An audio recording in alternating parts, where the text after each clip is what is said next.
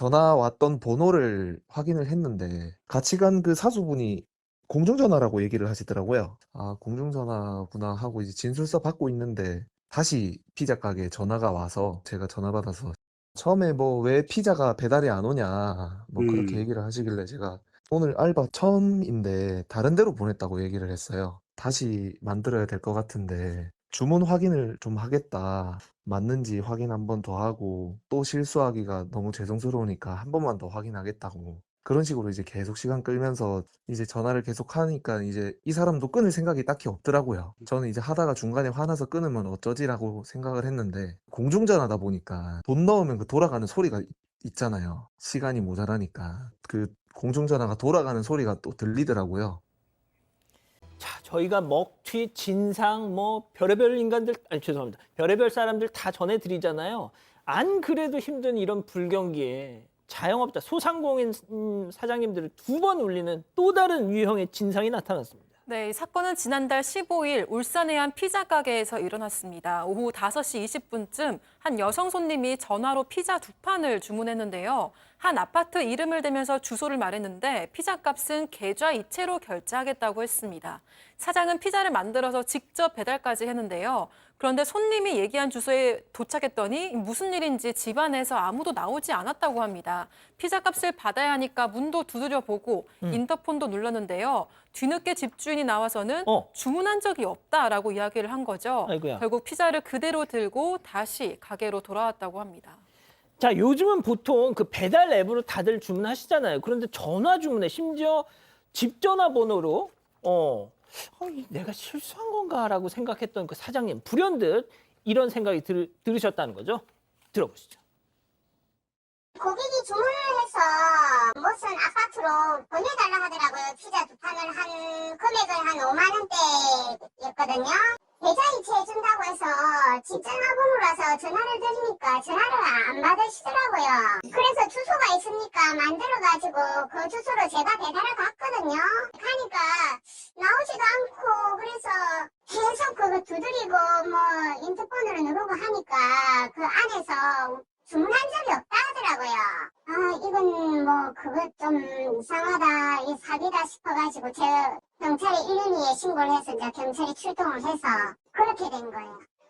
자, 그래서 그 이후에 어떻게 됩니까? 일단 돌아와서 들으신 것처럼 배달 갔다가 배달을 못했고 거기에 사람이 살지 않는다라는 거 알았고 근데 집 전화번호가 있었지 않습니까? 그래서 다시 전화하는데 전화를 안 받아서 결국 경찰에 신고를 하셨다라는 건데요. 근데 경찰에 이제 출동을 해서 이제 상황 파악을 하기 위해서 이 제보자의 아들에게 진술서를 받고 있었답니다. 도대체 무슨 일이 어떻게 있었냐. 근데 이 전화번호 거기 전화번호 유심히 보던 경찰이 이상하다 이거 일반 가정집 전화번호가 아니네. 그럼요. 공중전화 번호네 이걸 발견한 겁니다. 아, 공중전화에서 걸려왔던 번호다. 자, 뭔가 수상한 냄새가 나죠. 경찰 역시 이상하다고 생각하던 바로 그 순간 갑자기 가게로 따릉따릉 전화 한 통이 또 걸려왔답니다. 그리고 전화번호를 탁 이렇게 봤더니 아까 그 번호 체크포인트 짚어보죠. 아이, 배달 왜 안 와요? 아이, 자, 공중전화 번호로 걸려온 전화 너머로 여성이었군요. 태연하고 뻔뻔하게 되레 따지더랍니다. 그리고 그 전화를 경찰이 넘겨받았는데 자, 무슨 대화를 나눴을까요? 당시 통화했던 경찰 얘기 그리고 실제 통화 내용 들어보시죠. 전화 왔던 번호를 확인을 했는데 같이 간 그 사수분이 공중전화라고 얘기를 하시더라고요. '아 공중전화구나.' 하고 이제 진술서 받고 있는데 다시 피자 가게에 전화가 와서 제가 전화 받아서 처음에 뭐 "왜 피자가 배달이 안 오냐." 뭐 그렇게 음. 얘기를 하시길래 제가 "오늘 알바 처음인데 다른 데로 보냈다."고 얘기를 했어요. "다시 만들어야 될 것 같은데 주문 확인을 좀 하겠다. 맞는지 확인 한 번 더 하고 또 실수하기가 너무 죄송스러우니까 한 번만 더 확인하겠다."고 그런 식으로 이제 계속 시간 끌면서 이제 전화를 계속 하니까 이제 이 사람도 끊을 생각이 딱히 없더라고요. 저는 이제 하다가 중간에 화나서 끊으면 '어쩌지?'라고 생각을 했는데 공중전화다 보니까 돈 넣으면 그 돌아가는 소리가 있잖아요. 시간이 모자라니까. 그 공중전화가 돌아가는 소리가 또 들리더라고요. 자, 경찰관 이 기지가 정말 뛰어나네요. 네. 네. 그러니까 이제 이 경찰관이 만약에 그렇게 하지 않았으면 잡기 어려웠을 겁니다. 그게 이제 전화가 왔지 않습니까? 전화가 왔는데 그 공중전화 번호가 그대로 온 거죠. 그러니까 이제 거기서 거는구나. 그런데 지금 이 여성이 배달 왜 안 와요? 왜 그런 얘기를 했을까요? 이거는 그 상대를 갖다 독촉하면서 심적인 압박을 주는 거예요. 그러면서 심적인 우월감을 느끼는 겁니다. 그런데 바로 이 출동한 이 경찰 이분이 좀 이제 나이가 그 젊으신 분 같은데 기지를 발휘해서 죄송합니다. 제가 아르바이트 첫날이라서 잘못 보냈습니다. 뭐 괜찮으면 다시 만들어 보내드리겠습니다. 이러니까 이 여성은 더 기분이 좋아진 거예요. 그렇게 해주세요. 저 악이 있으니까 벨 누르지 말고 문 앞에 계좌번호 또 거기 가면 또 아무 사람이 없는 겁니다. 예. 그러니까 또 끊을 생각을 하지도 않고 계속 자기 동전을 넣어가면서 따그닥 지금 하고 있다는 거는 이거는 금전 목적의 범죄가 아닙니다.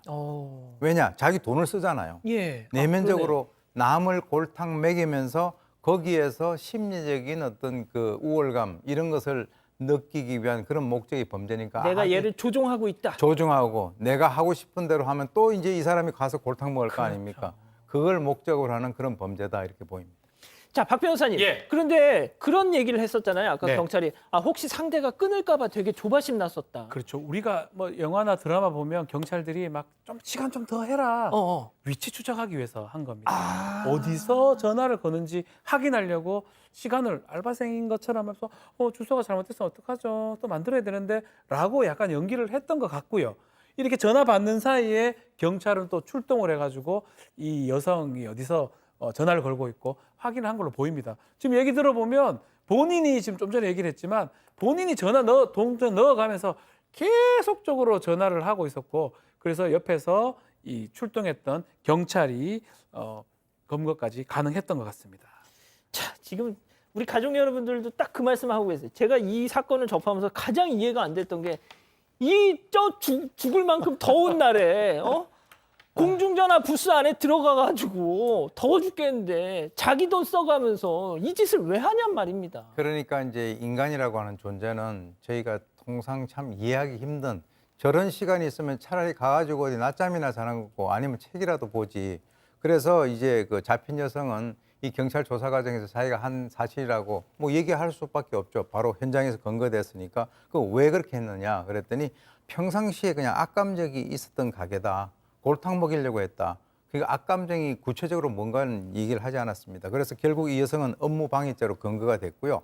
경찰은 이런 신고가 요즘에 자주 들어온대요. 여기뿐만 아니라 그래서 다른 집으로 배달을 시켜놓고 그 문 앞에 있는 음식물을 또 가져가는 그런 가져갈 수 있죠. 사람들도 있어요. 맞아요. 그래서 허위 주문해놓고 음식 안 왔다고 다시 가게로 전화해서 덜미가 잡힌 케이스는 이번이 처음이라고 합니다. 자, 사장님이 그 진짜 정말 꼭 하고 싶은 말씀이 있다고 하셨어요. 잠깐 들어보시죠. 아니 속상하고 우선 왔다 갔다 하는 그 시간이 또 주문도 계속 들어오는 바쁜 시간대니까 우선 좀 그렇죠. 속상하죠 말이야. 해결을 못할 것 같은 그냥 신고만 하자 이런 식으로 했는데 해결될 줄 몰랐거든요. 그래서 뭐 경찰한테 우선 너무 감사하고 그리고 그 여자분이 왜 그렇게 행동했는지 모르겠어요. 5만 원 결국 못 받으셨네. 그 돈 5만 원도 그렇고요. 도대체 아까 이 그 업무방해를 했던 여성 악감정이 있었다 그랬잖아요. 이 사장님은 누군지도 모르겠고 도대체 무슨 악감정이라는 건지 이것도 모르겠다라는 거고요. 그리고 이게 지금 5만 원이라는 돈이 이 자영업 하시는 분 입장에서는 요즘에 경기도 워낙 안 좋고 자영업도 힘들지 않습니까?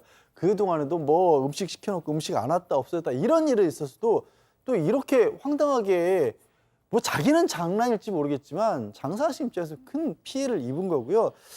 누리꾼들도 이 내용을 보고 다 같이 분노를 하고 있고 특히 비슷하게 일을 하시는 분들 요즘에 얼마나 힘든데 이를 도대체 왜 저러고 사냐. 그리고 한편으로는 또 비슷한 일을 겪었다는 분들도 많습니다. 이게 근데 문제를 공통적으로 지적하는 게 이 처벌이 제대로 안 이루어지니까 솜방망이 처벌이니까 이게 안 끊기지 않느냐.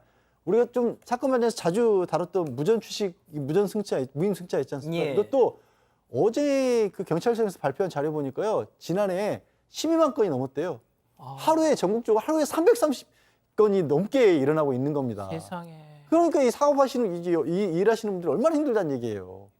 뭐 사건 반장은 이제 많은 제보가 들어오니까 뭐 그렇긴 한데 말이죠. 그렇게 많으면 말이죠. 너무 많은 거죠, 사실. 예. 자, 박 변호사님. 이게 악의적 업무 방해 아니겠습니까? 아니 법적인 거 말고요. 업무 아니 정말 방해죄. 바늘 도둑이 소도둑됩니다. 이 30대 여자. 그래서 법적 얘기를 그래서 얘기 안 바늘 도둑이 소도둑돼요. 이거 버르장머리를 고쳐놔야 돼요. 이거. 좀 강하게 처벌해야 돼요. 예. 업무 방해 기준이 뭐냐면 아까 그러셨잖아요. 바늘 도둑. 작은 금액이면 그만큼 봐주잖아요. 근데 바늘 도둑이 소도둑되기 때문에 이럴 때 몇만 원 했을 때 좀 처벌하든지 강하게 해야 됩니다. 안 그러면 이 사람 다음에는 몇십만, 몇백만 원 할 수 있거든요. 바늘 도둑이 소도둑될 수 있습니다.